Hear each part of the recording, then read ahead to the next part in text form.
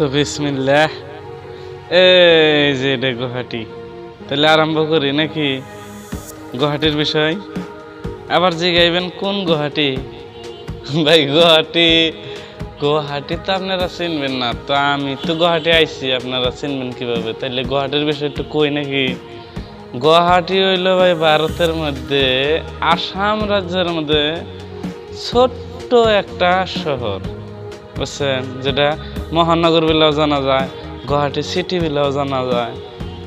কিন্তু ভাই ছোট্ট হইলেও আমাদের কাছে অনেক বড়, কারণ আমরা যে জায়গায় থাকি ভাই, সেই জায়গায় আমাকে বাপ দাদা 14 ভাই এই গুয়াহাটি কোনোদিন দেখে নাই, এরকম শহরও কোনোদিন দেখে নাই, এরকম টাউনও ভাই কোনোদিন দেখে নাই, বুঝছেন?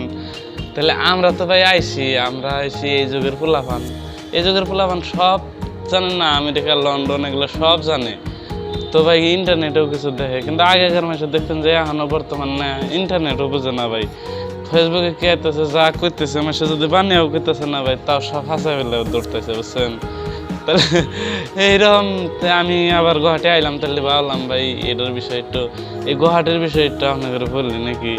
তা আমরা ধরেন সাংখ্যা তাও এই গুয়াহাটি অনেক অনেক অনেক বড়, তেমন কিসের নিকে আমরা জীবনেও তেমন এইরকম বাড়িঘর বানানো হারম না, 10 তলা 20 তলা বিল্ডিং ভাই, এইরকম সুন্দর সুন্দর খাওয়ার না। কারণ ভাই আমরা কি কমো, আমরা থাকি ভাই এই আসামেই থাকি, কিন্তু একটা নদীর পারে আমাকে বাড়ি, বুঝছেন? নদীর পারে বাড়ি কিসের নিকে ভাই? আমরা হচ্ছে মুসলমান, আসামে আবার হিন্দু করে রাজ্য, তো আসামিজ করে রাজ্য, বুঝছেন?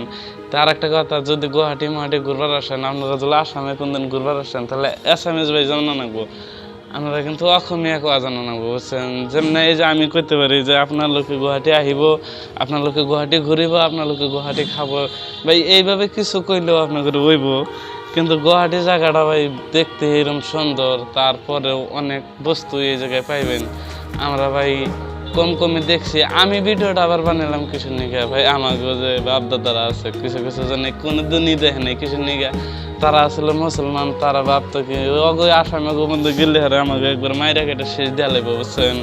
তো এই হিসাবে একটু বব্বর আসলো না, এরা যে ভাই খালি ওই যে নদীর পাড় দিয়ে মাছ মারছে আর খাইছে, তো ভাই জীবনে ওই টাউন জায়গা দিয়ে আসে নাই, বুঝছেন? তা আমাকে কালে আবার বিরাট অভাব, বুঝছি তো আমরা, তাকে কালে অভাব করছে, কচু মচু খেয়েও জীবন কাটাইছে, কিন্তু বথি আর মানুষ তেমন ফাঁকে যায় থাকে না, বুঝছেন? তা আমাকে কালে আবার পয়সা পাতির দরকার, আমাকে দুনিয়াটাও দেখার দরকার, ওই জন্য ভাই আমরা কিছু কাম করবার রাখি, কিছু ঘুরবার রাখি।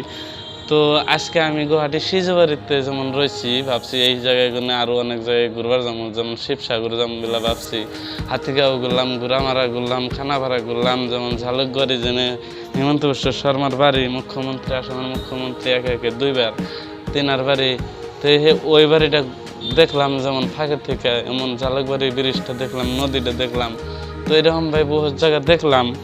আর মনে মনে ভাবলাম এখন তার মানে যে এই গুয়াহাটিতে আমি ঘুরলাম, অনেকে আছে এই গুয়াহাটি আসে নাই কোনোদিন, গুয়াহাটির বিষয়ে জানে না, আসামের বিষয়ে জানে ভাই, আসামের ভিতরে যে গুয়াহাটি আছে, আসামের মুখ্যমন্ত্রীর বাড়ি যে আছে, সেই গুয়াহাটিটা কেমন কিভাবে আছে ভাই অনেকে জানে না, অনেকে হয়তো বাস্তবেও দেখে নাই।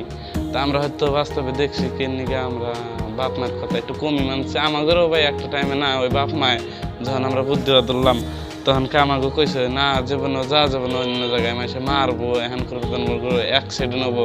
ভাই এই যে যে দুনিয়ার ভিতরে গাড়ি, এই বড় বড় গাড়ি, দামি দামি গাড়ি যে আমরা মোবাইলে দেখি, এরা জীবনেও পারবো না ভাই, না এরা গাড়িতে উঠলে আগে বমি আহে, বুঝছেন? তো ভাই ওগুলো কথা কি কম, আগে সব মানুষই একরকমই আসলো, খালি মাছ মারতো খাইতো আর ঘুরতো ফিরতো, বুঝছেন?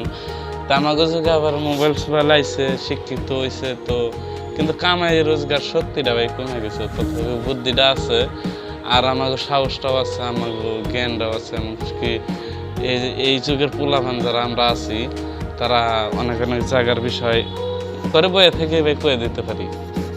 কিন্তু আমাকে যে বাপদাদারা আছিল, তারা ভাই অত ট্যালেন্টেড আছিল না, তারা খেত নিরাইতো খাইতো, মাছ মারতো খাইতো ভাই, এইভাবে তারা যে জীবন কাটাইতো, তাকে কাল কাটাই গেত, কিন্তু তারা কোনদিন গুয়াহাটি থেকে দেখতো না, বুঝছেন ভাই?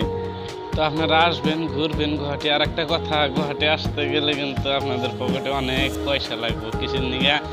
গুয়াহাটির রাতের বিষয় জানলে তো আপনারা অবাক, রাতের রজনী এই গুয়াহাটির মধ্যে আছে, যেটার নাম আপনারা যদি ইউটিউবে সার্চ করেন রেড লাইট এরিয়া নামে, তথাপি আপনারা অনেক ভালোভাবে জানবেন। তাহলে ভাই ওইটার বিষয়ে যদি আমার কাছে জানতে চান, তাহলে কমেন্টে আপনারা দয়া করে খালি আমারে একটু করে বলবেন যে গুয়াহাটি রেড লাইটের বিষয়, এরিয়ার বিষয় একটু বলেন, আমি বলে দেব। ঠিক আছে?